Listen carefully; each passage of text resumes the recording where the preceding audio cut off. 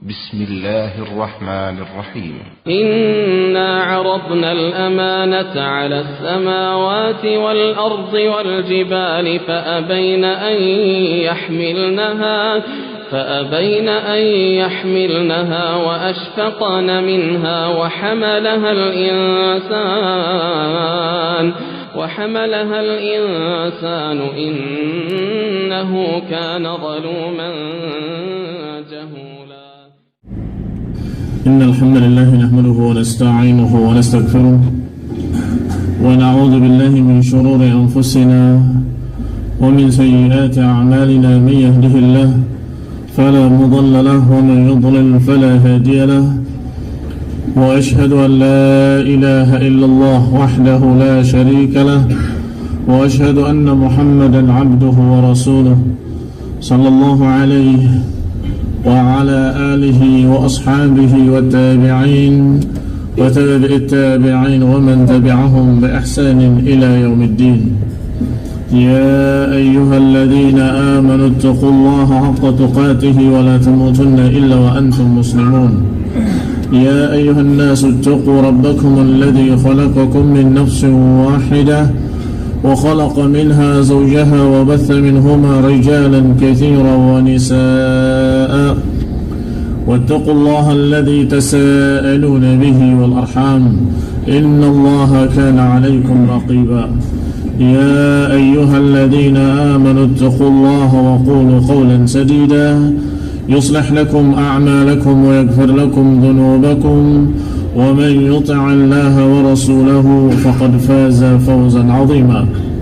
أما بعد، فإن خير الحديث كتاب الله، وخير الهدي هدي محمد صلى الله عليه وعلى آله وسلم، وشر الأمور محدثاتها، فإن كل محدثة بدعة وكل بدعة ضلالة وكل ضلالة في النار. Akhwani fi din, a'azakumullah, kaum muslimin yang saya hormati. Masih kita pada bab yang ke-6, fi annahu la sa'adata lil qalbi wa la laddata wa la na'im wa la salaha illa bi an yakuna Allah huwa ilahuhu wa fatiruhu wahdahu wa huwa ma'buduhu ghayata matlubih wa ahabba ilayhi min kulli ma siwah. Bahwasanya bab yang ke-6 masih membicarakan tentang hati yang tidak mungkin ada kebahagiaan padanya, tidak ada kelezatan padanya, tidak ada kenikmatan kecuali kalau menjadikan Allah Subhanahu wa taala sebagai satu-satunya yang diibadahinya, yang paling dicintainya, yang paling dimuliakan dan ditinggikan dalam hatinya, yang ahabba ilaihi min kulli ma siwah, yang dijadikan sebagai yang paling dicintainya lebih daripada yang lainnya. Baru hati akan merasakan lezah, kenikmatan. Khairin a'azakumullah, sudah dibahas sebagiannya. Dibahas hadis Rasulullah SAW yang mengucapkan doa, a'udzu biridhaka min sakhatik wa a'udzu bika bimu'afatika min 'uqubatik wa a'udzu bika minka. Ya Allah, aku berlindung dengan keridhaanmu dari kemarahanmu, dan aku berlindung dengan maafmu dari balasan, dan aku berlindung darimu dengan kamu. Berlindung dari Allah, dari kemurkaannya, dengan maafnya Allah, dengan ampunan Allah, dengan kasih sayang Allah Subhanahu wa taala. Berarti yang ditakutinya adalah yang paling mengerikan dari azab Allah. Sebaliknya, yang paling diharapkannya juga keridhaan dari Allah Subhanahu wa taala. Cara yang ditempuhnya juga cara Allah, yaitu agama ini, din yang disampaikan kepada Rasulnya dan diajarkan kepada seluruh manusia. Apa yang membantunya juga Allah. La haula wala quwwata illa billah. Enggak ada kekuatan dan daya upaya kecuali dengan bantuan dari Allah Subhanahu wa taala. Berarti yang diharapkannya Allah, yang ditakuti dan dihindari juga adab Allah. Kemudian caranya juga cara yang Allah gariskan, cara mendapatkan apa yang diharapkan dan cara menghindari apa yang ditakuti dengan agama Allah. Dan meminta bantuannya juga dengan Allah Subhanahu wa taala, sehingga diajarkan dalam Al-Qur'an, dalam surat Al-Fatihah yang selalu kita baca, Iyyaka na'bud wa iyyaka nasta'in. Kepadamulah ya Allah kami beribadah, dan kepadamulah kami memohon pertolongan. Ini berupaya beribadah kepada Allah saja dan tidak beribadah pada yang lainnya. Itu jalan untuk mendapatkan apa yang diharapkan dan menghindari apa yang ditakuti. Jalan untuk mendapatkan apa yang diharapkan dari Allah, keridhaan dan jannahnya. Jalan untuk menghindari apa yang ditakutinya dari Allah, azabnya dan murkanya, adalah ibadah. Maka mengatakan iyyaka na'budu, kepadamulah ya Allah kami beribadah, tidak beribadah pada yang lain. Tetapi diiringi dengan kalimat wa iyyaka nasta'in, dan kepadamulah kami memohon pertolongan. Karena kita sadar, setiap orang mukmin sadar bahwa kita tidak mungkin akan mampu melaksanakan ibadah dengan sempurna kecuali dengan isti'anah kepada Allah, kecuali dengan aun, dengan bantuan dari Allah, dengan pertolongan dari Allah. La haula wala quwwata illa billah. Enggak ada kekuatan dan daya upaya kecuali dengan bantuan Allah Subhanahu wa taala. Kemudian dikatakan oleh Ibnu Qayyim al-wajhu tsani, sisi yang kedua, anna Allah Subhanahu wa taala khalaqal khalqa li'ibadatihi, bahwa Allah Subhanahu wa taala telah menciptakan makhluk-makhluknya adalah untuk diperintah agar beribadah kepadanya. Al-jami'ah li ma'rifatihi, tentunya yang namanya ibadah kepada Allah terkandung di dalamnya pengenalan terhadap Allah Subhanahu wa taala. Wal inabati ilaih, terkandung pula di dalam ibadah merujuk dan kembali kepada Allah Subhanahu wa taala. Wa mahabbatuhu, dan juga terkandung dalamnya kecintaan kepada Allah. Wal ikhlas lahu, dan memurnikan seluruh amalan untuk Allah. Maka fabidhikrihi tatma'innul qulub, maka dengan mengingat Allah hati-hati akan menjadi tenteram. Ala bidzikrillahi tatma'innul qulub, ketahuilah bahwa dengan zikir kepada Allah, dengan mengingat Allah, maka hati ini akan menjadi tenteram. Ini sudah terlihat sisi pendalilan yang dimaukan oleh Ibnu Qayyim rahimahullah dari judul bab, bahwa tidak akan ada kebahagiaan hati kecuali kalau menjadikan Allah satu-satunya yang diharapkan, dan adab Allah satu-satunya yang ditakuti, dan juga jalan Allah satu-satunya yang dijalani, dan pertolongan kepada Allah satu-satunya yang diharapkan. Baru ada kebahagiaan hati, akan terwujud ladzatul qalb, na'imal qalb, akan terwujud. Maka di sini dikatakan oleh Allah, ala bidzikrillahi tatma'innul qulub, ketahuilah dengan zikir kepada Allah, dengan mengingat Allah, hati akan menjadi tenteram. Orang yang hatinya tenteram, nikmat. Orang yang hatinya tenteram akan merasakan ketenangan, akan merasakan kenikmatan, ladzah, wa taskun nufusuhum, dan jiwa-jiwanya akan tenang.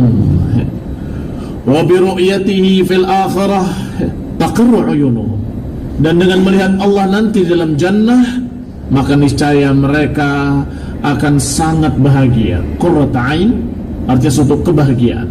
Taqirrul uyun, yakni mata-mata menjadi tenteram, yakni akan puas, akan merasakan kebahagiaan yang sangat tinggi. Wa yatimmu na'imuhum, dan juga dengan ingat Allah, dengan takut kepada Allah, dengan berharap kepada Allah, yatimmu na'imuhum, akan sempurna kenikmatan-kenikmatan. Fala yu'tihim fil akhirati syai'an huwa ahabbu ilaihim wala aqarra li'uyunihim wala an'am liqulubihim minan nazar ilaih. Maka tidak pernah ada yang diberikan di akhirat nanti kepada seorang pun yang lebih disukainya, yang lebih membahagiakannya, yang lebih menjadikan mereka nikmat terhadap hati-hati mereka. Tidak ada yang lebih daripada nazar ilaihi, melihat Allah Subhanahu wa taala. Dan ini pendapat para ulama ahlu sunnah, bahwa kenikmatan di akhirat yang paling besar, yang paling tinggi adalah memandang wajah Allah Subhanahu wa taala. Karena sebagaimana dalam hadis yang sahih dalam Bukhari dan lainnya, dikisahkan ketika dakhala ahlul jannatil jannah wa dakhala ahlun narin nar, ketika penduduk surga masuk surga, penduduk neraka masuk neraka, Allah katakan kepada penduduk surga, bukankah aku janjikan kepada kalian sudah kalian dapati? Mereka menyatakan, alam tubayyid wujuhana, bukankah engkau telah memutihkan wajah-wajah kami? dan Engkau telah membersihkan dosa-dosa kami, dan Engkau telah masukkan kami ke dalam jannah. Kata Allah, maukah aku tambah? Maka mereka bertanya lagi, tambahan apa lagi ya Rabb? Bukankah Engkau telah memutihkan wajah-wajah kami, telah menghilangkan dosa-dosa kami, memaafkan dosa-dosa kami, dan memasukkan kami ke dalam jannah? Maka Allah Subhanahu wa ta'ala menyingkapkan tabirnya, dan mereka melihat wajah Allah Subhanahu wa ta'ala. Dan ketika mereka melihat wajah Allah, mereka lupa terhadap kenikmatan jannah. Berarti mana yang lebih nikmat, memandang wajah Allah atau jannahnya? Memandang wajah Allah lebih nikmat, sehingga mereka lupa dengan kenikmatan surga. Sampai ketika Allah menutup kembali tirainya, tabirnya, maka mereka kembali bernikmat-nikmat di surga sambil rindu kepada Allah Subhanahu wa ta'ala. Kapan pertemuan lagi dengan Allah? Kapan bisa melihat kembali wajah Allah Subhanahu wa ta'ala? Sehingga kata Ibnu Qayyim, fala yu'tihim fil akhirati syai'an ahabba ilaihim. Tidak ada yang pernah diberikan kepada seorang pun di akhirat yang lebih disukai melainkan memandang wajah Allah. Wala aqarra li'uyunihim, tidak ada pemberian yang lebih menenteramkan jiwa mereka, lebih membahagiakan mereka. Tidak ada yang lebih daripada memandang wajah Allah. Wala an'am liqulubihim, dan tidak ada pemberian yang lebih menikmatkan, yang lebih menyenangkan mereka, melainkan an-nazar ila wajhih, melihat wajah Allah Subhanahu wa ta'ala. Wa sima'i kalamihi minhu bila wasitah, dan mendengarkan ucapan Allah Subhanahu wa ta'ala langsung tanpa wasitah, tanpa perantaraan. Walam yu'tihim fid dunya syai'an khairan lahum wala ahabba ilaihim. Sedangkan di dunia tidak pernah ada yang diberikan pada manusia, seorang pun di dunia ini, yang lebih disukai, yang lebih dicintai, yang lebih disenangi daripada iman. Berarti yang paling dirasakan nikmat dan bahagia di akhirat memandang wajah Allah. Dan yang paling membahagiakan, yang paling menenteramkan dan menyenangkan di dunia adalah iman di dalam hati. Berarti di sini kita perhatikan ada dua jenis kesenangan, dua jenis kebahagiaan, dua jenis. Yang pertama yang zahir, yang kedua batin. Ternyata di dunia ada dua kenikmatan, kenikmatan zahir dan kenikmatan batin. Kenikmatan zahir ketika kita bernikmat-nikmat dengan sandang, pangan, papan, segala macam duniawiyah, kita merasakan kelezatan. Kalau makan yang enak-enak senang, mendapatkan yang menggembirakan senang. Tapi itu zahir, sifatnya zahir jasadi, pada jasad. Tetapi ada yang menyenangkan secara batin, secara kejiwaan, yang menenteramkan hati, yaitu ala bi dzikrillahi tatma'innul qulub. Dengan ingat Allah, hati menjadi tentram. Dengan beragama, dengan mengikuti Al-Quran, dengan mengikuti sunnah, hati akan bahagia.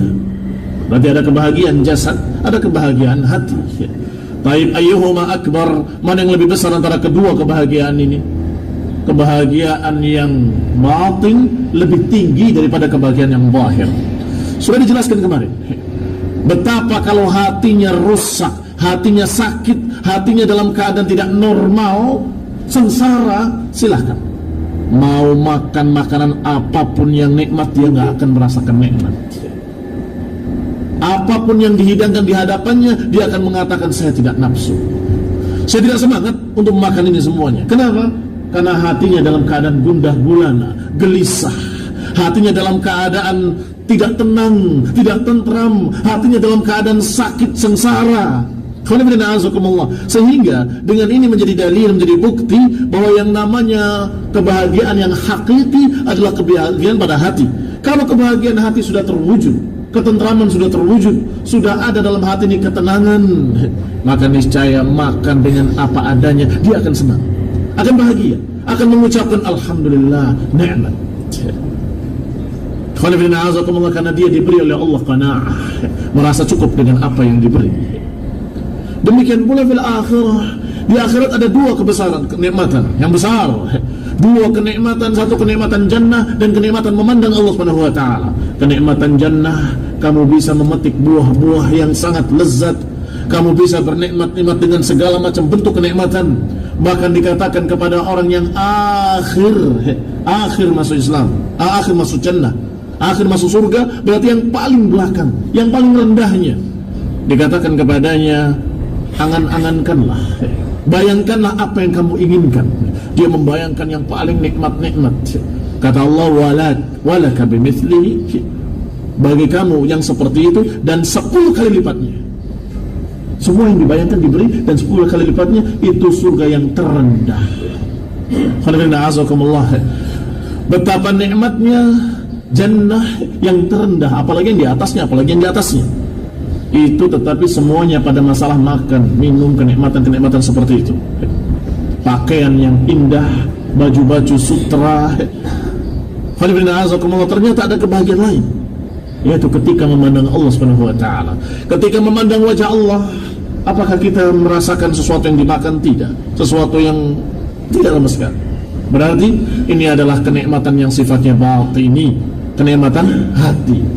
Gembira, bahagia, senang melihat wajah Allah Subhanahu wa taala.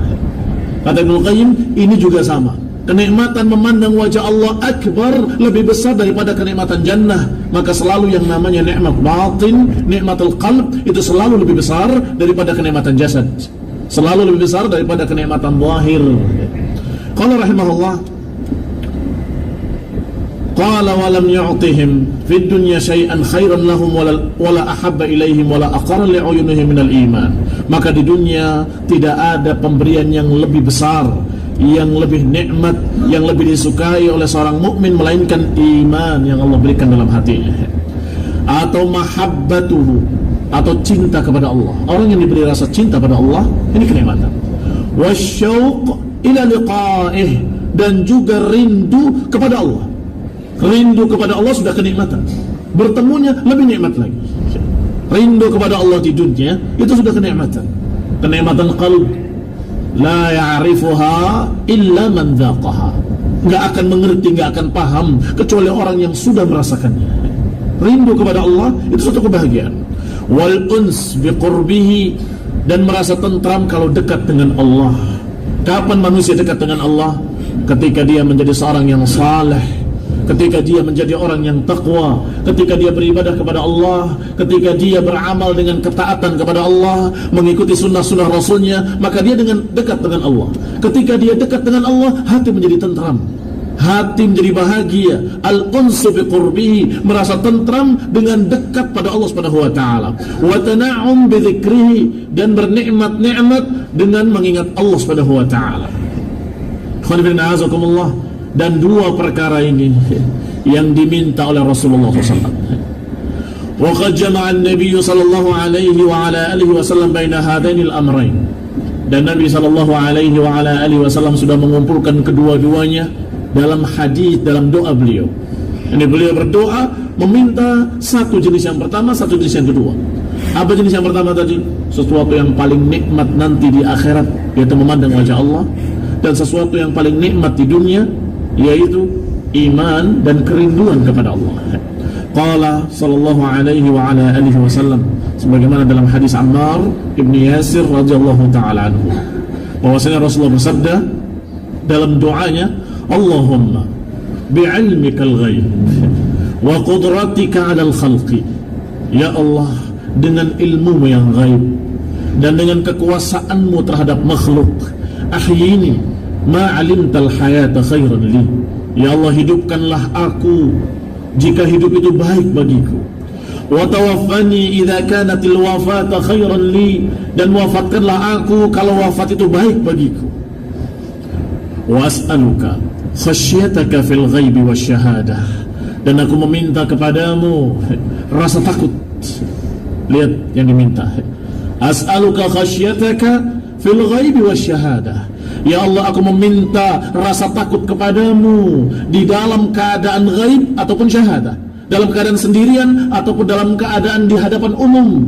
Apakah bersendirian dalam tempat yang tersembunyi ataupun di depan orang lain, di depan manusia, tetap aku memiliki rasa takut. Ya Allah, berikanlah rasa takut dalam hatiku kepadamu dalam keadaan apapun. Karena namanya keadaan dua, keadaan ketika dia sendiri dan keadaan ketika dia bersama manusia. Yang ketika sendiri itulah yang dikatakan ghaib, dan yang ketika di hadapan manusia itulah yang dikatakan syahadah. as'aluka khasyataka fil ghaibi wasyahadah. Aku meminta agar aku terus memiliki rasa takut kepadamu dalam keadaan sendirian ataupun dalam keadaan di hadapan manusia. Was'aluka kalimatal haqqi fil ghadabi war ridha. Dan aku meminta kepadamu ya Allah kalimatul haq, ucapan yang hak, fil ghadabi war ridha, dalam keadaan marah ataupun dalam keadaan ridha. Meminta rasa takut pada Allah Subhanahu wa taala agar hati menjadi bahagia, tenteram. Orang yang memiliki rasa takut kepada Allah dalam hatinya, maka dia akan bahagia. Dan kemudian yang kedua, kalimatul haqqi fil ghadabi war ridha, meminta ucapan-ucapan yang hak, apakah dalam keadaan marah ataupun dalam keadaan ridha. Karena manusia kadang-kadang kalau marahnya melampaui batas sehingga keluar dari kebenaran kepada kebatilan-kebatilan. Ketika dia ridha, sayang, ridhonya pun seringkali kebablasan. Ridha pada perkara-perkara maksiat, ridha pada perkara-perkara jelek. Demikian keadaan manusia. Maka yang diminta oleh Rasulullah SAW, ya Allah, as'aluka kalimatal haq, aku meminta ucapan yang hak dalam keadaan apapun, dalam keadaan marah ataupun dalam keadaan ridha. Seseorang kalau marah semuanya kelihatan jelek, iya kan? Kalau marah pada seseorang kelihatannya jelek seluruhnya, tidak ada yang terlihat baik karena dia dalam keadaan marah, dalam keadaan benci. Ainus sukhti tubdil masawiyah, sebagaimana dikatakan dalam pepatah, ainur ridha an kulli aibin kalilatun kama anna ainus sukht tubdil masawiyah. Mata ridha tidak bisa melihat kejelekan. Kalilatun, buta, cacat, nggak bisa melihat kejelekan kalau matanya mata ridha. Sedangkan ainus sukhti, sebagaimana ainus sukhti tubdil masawiyah, mata-mata yang marah, mata-mata yang benci, biasanya yang tampak selalu jelek. Hati-hati, jangan sampai kita diombang-ombang-ambingkan oleh ghadab wa ridha. Jangan sampai kita diombang-ambingkan oleh emosional, oleh perasaan hati. Kalau ridha semuanya benar, kalau marah semuanya salah. Jangan. Mintalah kepada Allah seperti apa yang diminta oleh Rasulullah. As'aluka kalimatal haqqi fil ridha wal ghadab, fil ghadab wal ridha. Ya Allah, aku meminta kalimatal haq, aku meminta kalimat yang hak, ucapan yang hak dalam keadaan marah ataupun dalam keadaan ridha. Sehingga ketika dalam keadaan ridha pun, ketika ada yang salah tetap terlihat, tidak buta. Saya suka sama kamu, tapi ini salah, jangan kamu kerjakan. Demikian pula ketika benci pada seseorang, wallahi saya benci pada dia, tapi kali ini dia benar. Sadaqaka wa huwa kadzub, dia benar padahal dia pendusta besar. Kenapa kau demikian keadaannya? Karena Allah berikan kepadanya kalimat al-haqqi, Allah berikan kalimat yang hak. Sehingga ketika diriwayatkan dari Abdullah bin Amr bin Al-As yang mencatat ucapan Rasulullah dan ditegur oleh Quraisy menegurnya dengan kalimat, la taktubu kulla syai'in sami'tahu min Rasulillah wa Rasulullah basyarun yatakallam fi ghadabin wa ridha.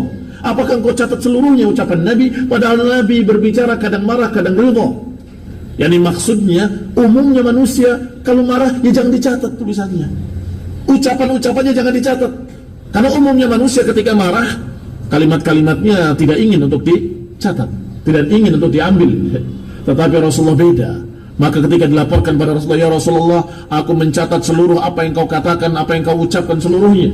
Tetapi nahatni Quraisy melarangku dan mengatakan kaita wa kait, mengatakan demikian dan demikian. Maka Nabi pun menyatakan dengan auma abi asbu'ihi ila fihi, dengan mengisyaratkan dengan jarinya ke mulutnya, uktub walladzi nafsi biyadi ma kharaja minhu illa haqq, tulis semua. Sungguh demi Allah yang jiwaku ada di tangannya, enggak keluar dari mulut ini kecuali hak. Rasul Nabi SAW ketika berbicara tetap hak, fil ridha wal ghadab, dalam keadaan marah demikian pula dalam keadaan ridha. Karena beliau tidak sama dengan keumuman manusia. Keumuman manusia na'am, seringkali kalau sudah marah isinya sumpah serapah. Kalau sudah marah nggak ada yang pantas untuk dicatat. Mau nyatat apanya? Isinya begini, kalimat-kalimat yang jelek. keumuman manusia. Rasul alaihissalam berdoa pada Allah dan dikabulkan. Apa doanya? As'aluka kalimatal haqqi fil ridha wal ghadab. As'aluka, aku minta kepadamu kalimatal haqqi fil ghadabi wal ridha. Aku meminta kalimat yang tetap hak, apakah dalam keadaan marah ataupun dalam keadaan ridha. Dan selanjutnya doa ini, wa as'alukal qasd fil faqr wal ghina, dan aku meminta kepadamu ya Allah al-qasd. Al-qasd, kesederhanaan, tidak berlebih-lebihan, tidak berkurang-kurangan. Kalau kaitannya dengan harta, tidak boros dan tidak pula bakhil. Yang diminta oleh Rasulullah SAW adalah al-qasd, al-iqtisad, kesederhanaan. As'alukal qasda fil faqri wal ghina, ya Allah aku meminta kesederhanaan dalam keadaan miskin ataupun dalam keadaan kaya. Dalam keadaan miskin ataupun dalam keadaan kaya, berikan kepadaku al-qasd, jalan tengah. Lam yusrifu wa lam yaqturu wa kana baina dzalika qawama. Ini jalannya ibadur rahman, alladzina yamshuna 'alal ardi hauna. Jalannya hamba-hamba Allah yang Maha Rahman. Mereka ini lam yusrifu, tidak israf, boros, wa lam yaqturu, dan tidak pula bakhil, pelit, kedekut, tidak. Tetapi baina dzalika qawama. Tetapi di antara keduanya jalan. Nah, di antara keduanya inilah yang dikatakan al-qasd, yang diminta oleh Rasulullah SAW. As'alukal qasda, ya Allah aku meminta al-qasd, meminta jalan tengah di antara boros dan kikir. Penyakit orang-orang yang kaya boros. Orang miskin ada penyakit boros, jangankan boros, ngeluarkan aja susahnya bukan main, padahal untuk manfaat. Ini beli buku manfaat, sayang. Beli buku kok sayang, bakhil kamu. Penyakitnya orang yang pas-pasan, bakhil. Penyakitnya orang kaya, boros. Maka kita minta pada Allah Subhanahu wa taala seperti yang diminta oleh Rasulullah.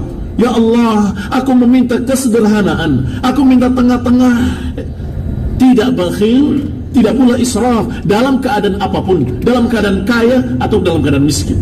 Dalam keadaan kaya tidak boros, mengeluarkan pada perkara-perkara yang diperlukan. Al-Karim bukan pemboros. Al-Karim yang dikatakan dermawan, Al-Karim itu bukan pemboros. Sudah pernah kita definisikan Al-Karim. Mahul Karim, ikhraju mal, mengeluarkan hartanya pada apa yang berfaedah fi dunya wal akhirah. Sehingga bukan memboros. Kalau pemboros itu mengeluarkan perkara-perkara atau harta untuk sesuatu yang la syai', untuk sesuatu yang tidak penting, yang kadang-kadang tidak bermanfaat la fid dunya wala fil akhirah.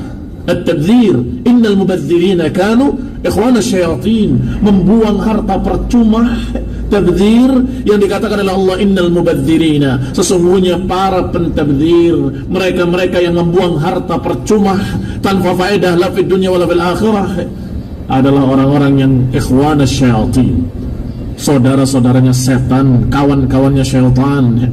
Maka Rasulullah sallallahu alaihi wa ala alihi wasallam meminta kepada Allah, as'aluka al-qasda fil faqri wal ghina, ya Allah aku meminta kesederhanaan, meminta jalan tengah dalam keadaan miskin ataupun dalam keadaan kaya, sehingga ketika kaya tidak boros dan ketika miskin tidak bakhil. Kalau memang itu harus dikeluarkan dan ada imbalannya di sisi Allah, ada pahalanya di sisi Allah, enteng dia keluarkan. Loh, kamu kan punya cuma segitu, biar semuanya untuk Allah dan Rasulnya. Padahal dia tidak punya lainnya. Yang dia punya hanya itu, dia berikan. Padahal dia faqir. Kenapa demikian? Karena dia sudah meminta pada Allah, as'alukal qasd, aku meminta al-qasd. Kemudian Rasulullah meminta yang berikutnya, wa as'aluka na'iman la yanfad, ya Allah aku meminta kepadamu na'iman la yanfad, kebahagiaan, kenikmatan yang tidak pernah akan terputus. Berarti yang diminta bukan kenikmatan dunia.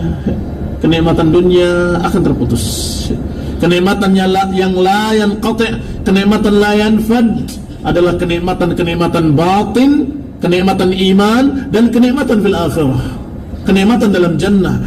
Wa as'aluka na'iman la yanfad, ya Allah aku meminta kepadamu kenikmatan yang tidak pernah habis, kenikmatan yang tidak pernah habis. Wa as'aluka qurrata 'ainin la yanqati'. Dan aku meminta kepadamu qurrata 'ain, sesuatu yang menenteramkan jiwa, yang la tanqati', yang tidak pernah terputus. Khairullahazakumullah. Kadang yang namanya qurrata 'ain bisa terputus kalau di dunia. Kita memiliki anak, qurratu 'ainin li walak. Ini adalah cendera mata kita, kamu dan saya. Qurratu 'ain, sesuatu yang menenteramkan hati, yang menggembirakan, yang membahagiakan. Tetapi hal tanqati', apakah terputus? Wallah, di dunia tidak ada yang tidak akan terputus, pasti akan terputus. Apakah terputus dengan kita lebih dulu wafat atau anak lebih dulu wafat? Itu pasti. Wahbub man syi'ta fa innaka mufariqun bih. Silakan cintai siapa yang kau cintai, pasti engkau akan berpisah. Itu dunia. Sehingga walaupun dikatakan qurratu 'ain, na'am, tetapi tanqati', terputus suatu saat. Maka yang diminta oleh Rasulullah SAW adalah qurrata 'ainin la tanqati'. Ya Allah, aku meminta kepadamu qurrata 'ain yang tidak pernah terputus. Sesuatu yang menenteramkan jiwa, tetapi yang tidak pernah berhenti, yang tidak pernah terputus. Wa as'aluka ar-ridha ba'da al-qadha. Dan aku meminta keridhaan ba'dal qadha, setelah keputusan. Khairullahi azakumullah, fi dunya atau fil akhirah? Nah, fi dunya wal akhirah. Kalau di dunia itu jelas, karena disitulah letak ujian ketika Allah memutuskan keputusan-keputusan. Yani keputusan qadha wal qadar, keputusan takdir, keputusan apa yang Allah timpakan pada manusia, kebaikan ataupun kejelekan. Maka setiap ada keputusan dari Allah, hendaklah kita dalam keadaan ridha menerimanya. Ba'dal qadha. Kalau sebelum ada qadha, itu bukan dikatakan ridha yang diperintahkan. Jadi ada perintah sebelum kejadian, ada perintah setelah kejadian. Perintah sebelum diputuskan dan perintah setelah diputuskan. Apa perintah yang sebelum diputuskan? Perintah sebelum ada keputusan, istikharah. Ma khaba man istasyara wa ma khasara man istakhara. Enggak akan rugi orang yang istikharah, enggak akan kecewa orang yang bermusyawarah. Musyawarah dan istikharah. Ya Allah, aku serahkan kepadamu ya Allah. Inni astakhiruka bi'ilmik. Aku beristikharah kepadamu dengan ilmumu. Yani beristikharah meminta dipilihkan yang baik. Ini istikharah. Sebelum keputusan, ternyata Allah takdirkan qadha wal qadar, kun fayakun, jadilah maka jadilah dia. Maka terjadilah sesuatu yang tidak disangka-sangka. Kamu tidak menyangka, orang lain pun tidak menyangka, tiba-tiba terjadi. Perintahnya lain. Al-ridha, yang diperintahkan ridailah apa yang Allah putuskan.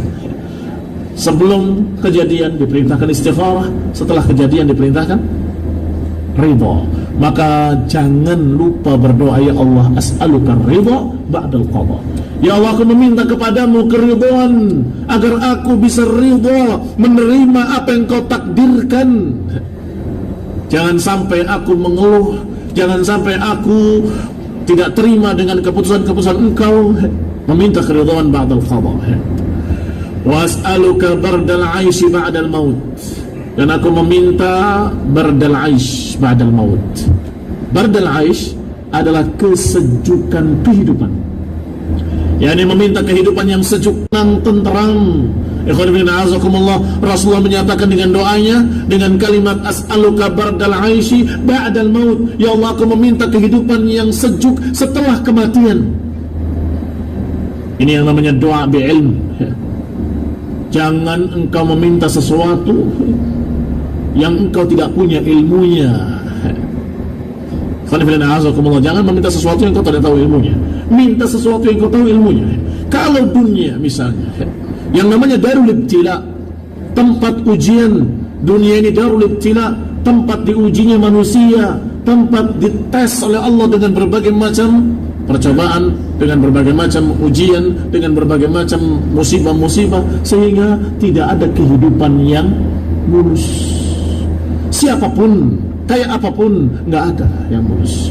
Rasulullah SAW betapa banyak mendapatkan ujian-ujian, bahkan Rasulullah sampai patah giginya, sampai Rasulullah SAW dalam keadaan terluka, berdarah kakinya, Rasulullah SAW dalam keadaan merasakan sakit hati dengan ucapan-ucapan munafik, merasa sakit hati dengan ucapan seseorang yang mengatakan kepadanya, "I'dil, berbuat adillah engkau, sungguh engkau tidak berbuat adil, engkau tidak membagi pembagian ghanimah ini dengan apa yang kau dapatkan dan min fawqis sab'i samawat, engkau tidak membagi dengan pembagian dari Allah." Rasulullah dituduh dengan demikian. Apakah enggak sakit hatinya?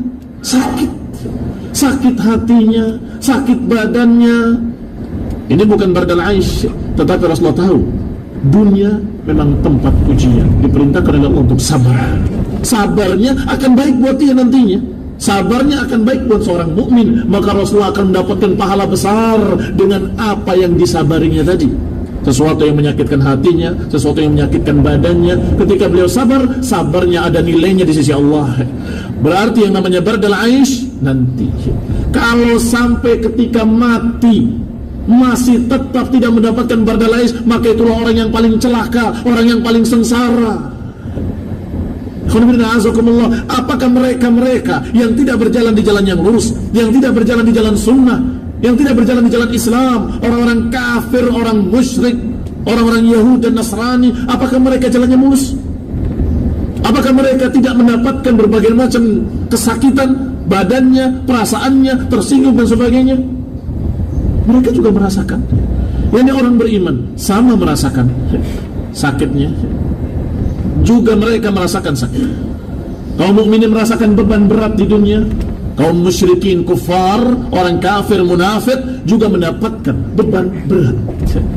Hanya bedanya kalau beban beratnya kaum muslimin diberi pahala oleh Allah Subhanahu wa taala dengan kesabaran mereka.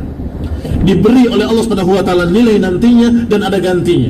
Maka ketika mati mereka akan mendapatkan dari Allah ketika wafatnya, ketika dicabut nyawanya, sudah mulai masuk dalam pintu kebahagiaan, pintu bardal aish, pintu kehidupan yang sejuk.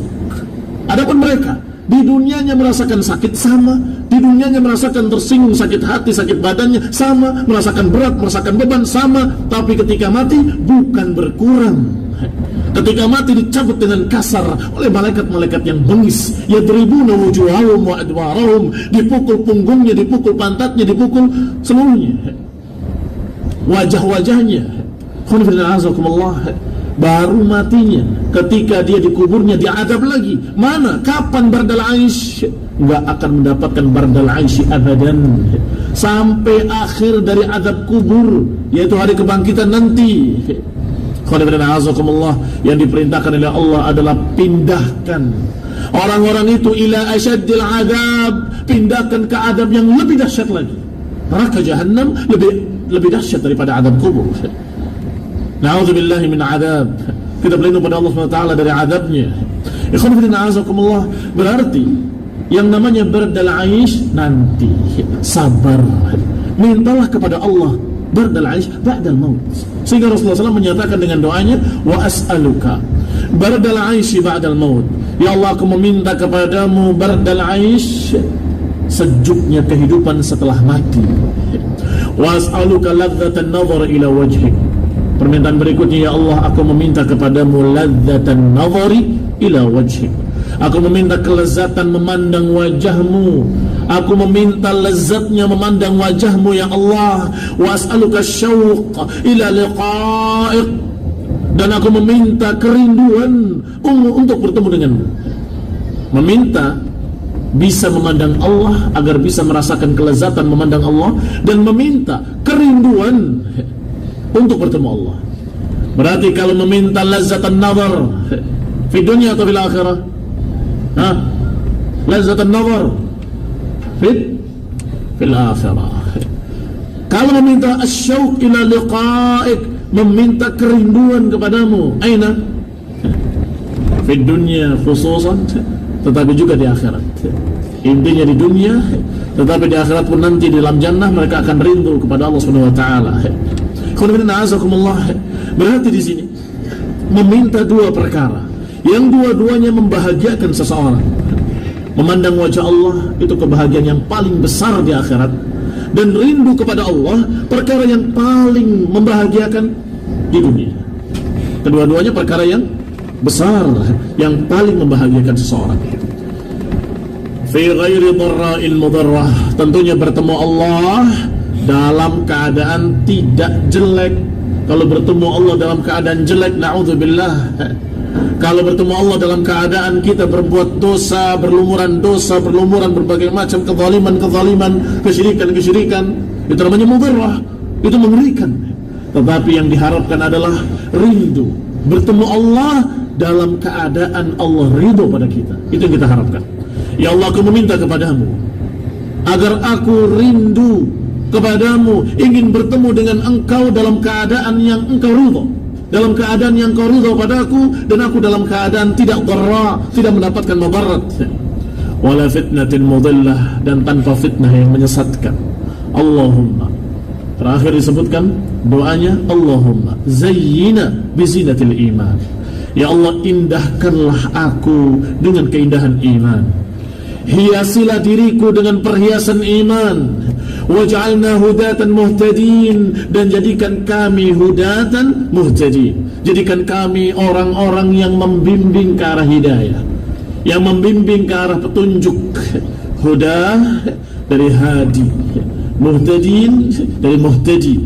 Huda berarti orang-orang yang memberikan bimbingan, muhtadin orang-orang yang mengikuti bimbingan. Jadikanlah kami orang-orang yang mengajak kepada hidayah dan mengikuti hidayah.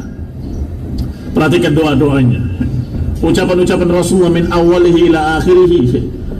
Apa yang dimintanya dalam doa ini, doa yang sahih, diriwayatkan oleh Nasai atau dikeluarkan oleh Nasai dan Ibnu Hibban, dan juga Al-Hakim dalam sahihnya, dan disahihkan oleh Syekh Al-Albani dalam Sahih Al-Jami', dan juga Imam Hakim mensahihkan dan disepakati oleh Imam Al-Zahabi rahimahullah wa rahimahumullahu ajma'in. Semoga Allah merahmati mereka seluruhnya para ahli hadis.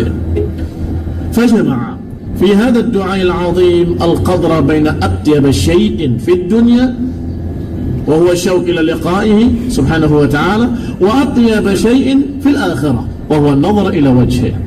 Perhatikan dalam doa ini, bahwa dalam doanya Nabi, kata Ibnu Qayyim, Rasulullah mengumpulkan dua perkara yang besar di dalam doanya.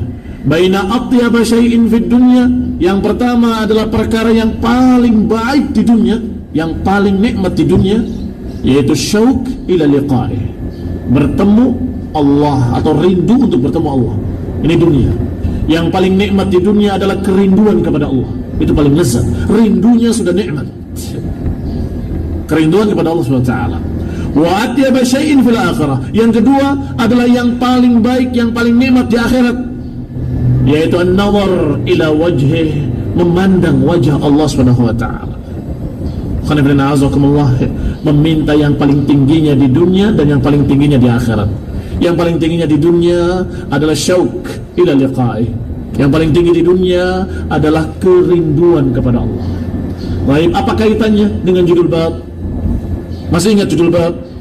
Judul babnya adalah enggak ada kebahagiaan hati kecuali dengan menjadikan Allah Subhanahu wa taala sebagai satu-satunya yang diharapkan. Kaitannya tentunya sangat jelas, bahwa seorang yang paling merasakan kebahagiaan hati di dunia adalah orang yang memiliki kerinduan kepada Allah. Adapun orang-orang yang acuh tak acuh, lupa kepada Allah, lalai kepada Allah, tidak pernah memikirkan agama, nggak pernah membaca Al-Quran, nggak pernah berzikir, nggak pernah peduli dengan salat, itu adalah orang yang paling sengsara hatinya, orang yang paling gelisah, orang yang hatinya dalam keadaan gundah gulana, nggak pernah tenang, nggak pernah tenteram. Na'udzubillahi min dzalik. Adapun orang yang rindu kepada Allah, dia mencari jalan kepada Allah. Orang yang mencari jalan kepada Allah pasti akan mempelajari Quran dan Sunnah. Orang yang berharap untuk mendapatkan dari Allah kebahagiaan dunia wal akhirah, pasti mereka akan menjalani perintah-perintahnya, akan menjalani sunnah-sunnah nabinya dan seterusnya. Maka dalam doa ini Rasulullah SAW meminta kedua-duanya, minta yang paling bahagia atau yang paling membahagiakan di dunia, yaitu kerinduan pada Allah, dan minta sesuatu yang paling membahagiakan di akhirat, yaitu memandang wajah Allah. Walamma kana kamalu dhalika wa tamamuhu mawqufan ala adami ma yadurru fid dunya. Hanya saja karena kesempurnaan pertemuan dengan Allah itu adalah kalau bertemunya dalam keadaan tidak memiliki sesuatu yang jelek, yakni tidak memiliki sesuatu yang membuat Allah murka, Itu pertemuan yang diharapkan. Rindunya adalah rindu untuk bertemu dalam keadaan kita bersih, dibersihkan oleh Allah SWT. Yani Adam ma yadurru fid dunya, apa-apa yang tidak memiliki madarat di dunia, wa yaftatin fid din, yang tidak terfitnah agamanya. Qala fi ghairi dharra'in mudarrah wala fitnatin mudillah. Maka Nabi menambahkan dengan kalimat fi ghairi dharra'in mudarrah, tanpa kejelekan, tanpa madarat yang menjelekkan, tanpa fitnah yang menyesatkan. Walamma kana kamalul 'abdi fi an yakuna 'aliman bil haqqi muttabi'an lahu mu'alliman li ghairihi mursidan lahu qala waj'alna hudatan muhtadin. Dan juga karena seorang hamba dia tidak akan mendapatkan apa yang diharapkannya kecuali kalau dia alim, memiliki ilmu, mengerti kebenaran, aliman bil haqqi, muttabi'an lahu, kalau dia mengikuti ilmu yang dia ketahuinya, mu'alliman li ghairihi, mengajarkan kepada orang lainnya atau selain dia, maka didoakan pula oleh Nabi, diminta pula oleh Nabi, waj'alna hudatan muhtadin, meminta kerinduan. Orang rindu kepada Allah, kemudian dia ngunci diri di kamar, semedi, mengingat Allah Subhanahu wa taala, katanya dalam tanda petik, tetapi bukan mengingat Allah, ngelamun, membayangkan yang enggak sendirian, sholat enggak, belajar enggak, dakwah enggak, mengingatkan kaum muslimin enggak. Kira-kira ini rindu benar atau rindu kadzab, rindu yang dusta? Sungguh itu kedustaan yang besar. Itu bukan kerinduan kepada Allah. Kalau kerinduan kepada Allah bukan demikian. Kata Nabi, setelah meminta kerinduan kepada Allah, meminta pertemuan dengan Allah fi ghairi dharra'in mudirrah, juga meminta, ya Allah jadikanlah aku hudatan muhtadin, karena enggak akan terwujud kerinduan yang hakiki kecuali kalau dia menjalani jalannya kepada Allah. Orang yang rindu dengan jujur pasti akan menjalani jalan Allah. Kalau dia tidak menjalani jalan Allah berarti enggak rindu, berarti enggak berharap bertemu Allah, berarti enggak ingin dia bertemu Allah. Kalau dia ingin bertemu Allah, ingin dekat dengan Allah, rindu kepada Allah, pasti akan menjalani jalan Allah, pasti akan berupaya untuk mendekatkan diri kepada Allah. Dengan apa mendekatkan diri kepada Allah? Tentunya mendekatkan diri kepada Allah adalah dengan mengamalkan perintah-perintahnya, menjauhi larangan-larangannya, menerapkan ajaran-ajarannya melalui Rasulullah SAW. Berarti orang tadi harus aliman, harus memiliki ilmu. Apa kata Allah? Apa jalan yang digariskan oleh Allah? Apa yang harus saya jalani ya Allah? Aku rindu kepadamu, aku ingin mendekatkan diri kepadamu. Apa yang harus aku jalani? Ini kata Allah. Ayat demi ayat, hadis demi hadis, surat demi surat dalam Al-Quran. Baca. Apa maksudnya Allah? Lihat, dengarkan Rasulullah. Laqad kana lakum fi Rasulillahi uswatun hasanah. Ada contoh teladan bagi kalian pada diri Rasul, kata Allah. Dijawab oleh Allah. Berarti pelajarilah Quran dan ikutilah Rasulullah SAW. Kamu akan dekat dengan Allah. Kalau kamu rindu, jalani jalan itu. Maka yang tadi kaum-kaum sesat yang mengatakan rindu pada Allah, menyatu dengan Allah, tapi dia ngurung diri di gua-gua, semedi di tempat-tempat tertentu, di kuburan-kuburan keramat dan sebagainya, mereka itu dusta kalau rindu pada Allah. Kalau rindu pada Allah harus mempelajari ilmunya, Quran wa Sunnah, dan kemudian menerapkannya untuk dirinya, dan juga harus menyampaikannya pada orang lain. Harus, ini kewajiban seorang yang berilmu menyampaikan pada orang lain.